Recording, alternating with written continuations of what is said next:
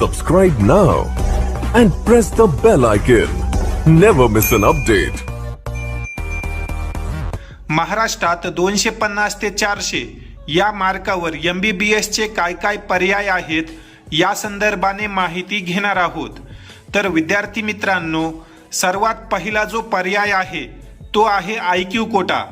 IQ Kota म्हणजेच institutional Kota. या कोटा अंतर्गत तुम्ही महाराष्ट्रात जे काही सेमी प्रायव्हेट MBBS कॉलेज आहेत त्यातील 15% जागांवर ॲडमिशन घेऊ शकता। जर तुम्हाला IQ कोटातील कॉलेज मिळाला असेल तर त्या कॉलेजमध्ये तुम्ही IQ कोटाची जी काही फीस आहे ती फीस भरून ॲडमिशन करू शकता। काय असते ही फीस त्या संदर्भाने आपण पुढे व्हिडिओमध्ये एका कॉलेजचं उदाहरण पाहणारच आहोत। IQ कोटाचा जो कट ऑफ आहे तो फार कमी जातो, कारण या कोटाचे जे फी स्ट्रक्चर आहे ते खूप हायर साईडला आहे। या ठिकाणी तुम्ही पाहू शकता विद्यार्थ्यांना 5.5 लाख 6 लाख या ऑल इंडिया रँक पर्यंत देखील मागील वर्षी IQ कोटामार्फत MBBS ला प्रवेश मिळाले आहेत। व हे जे काही तुम्ही कॉलेज पाहू शकता या ठिकाणी या कॉलेजमध्ये या विद्यार्थ्यांचा प्रवेश झालेला आहे।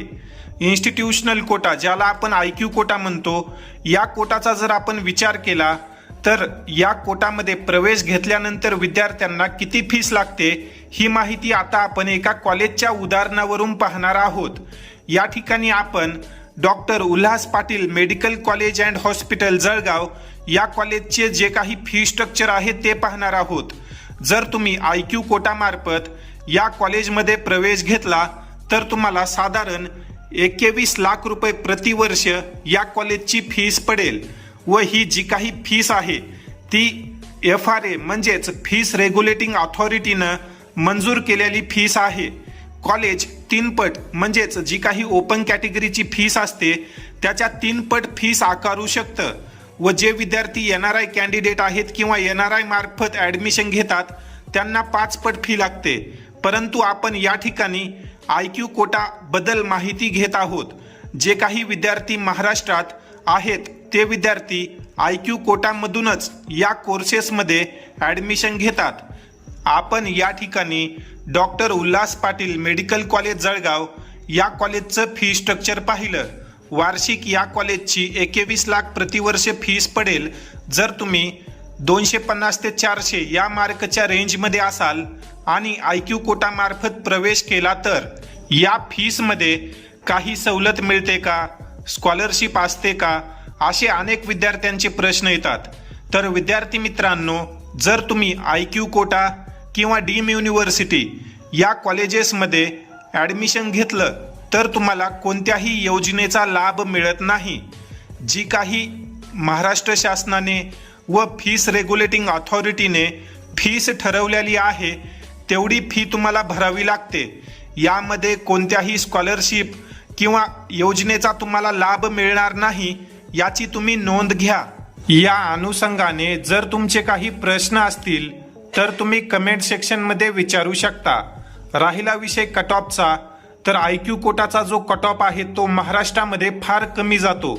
जर आपण याच कॉलेजचा विचार केला तर doctor Ulhas Patil medical college Jalgaon या कॉलेजमध्ये मागील वर्षी 289 मार्क आणि 4,76,086 या ऑल इंडिया रँक पर्यंत प्रवेश मिळाले होते।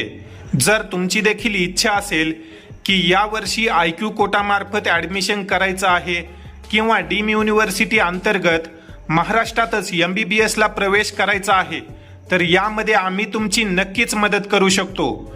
ज्याही विद्यार्थ्यांना IQ कोटा आणि डीम युनिव्हर्सिटी अंतर्गत महाराष्ट्रात MBBS करायचं आहे अशा विद्यार्थ्यांनी बालाजी एज्युकेअरमध्ये पेड काउन्सिलिंगसाठी नक्की रजिस्ट्रेशन करा। योग्य बजेटमध्ये आणि तुमच्या मार्कनुसार योग्य त्या कॉलेजमध्ये ॲडमिशन करून देण्यासाठी आम्ही तुमची नक्कीच मदत करू। तसेच ज्या विद्यार्थ्यांना महाराष्ट्रातील सर्व प्रायव्हेट मेडिकल कॉलेजचे IQ कोटाचे कट ऑफ व IQ कोटाचे वार्षिक बजेट किती जाते या संदर्भाने माहिती हवी असेल तर अशा विद्यार्थ्यांनी या व्हॉट्सॲप नंबरवर IQ MBBS असा मेसेज करा।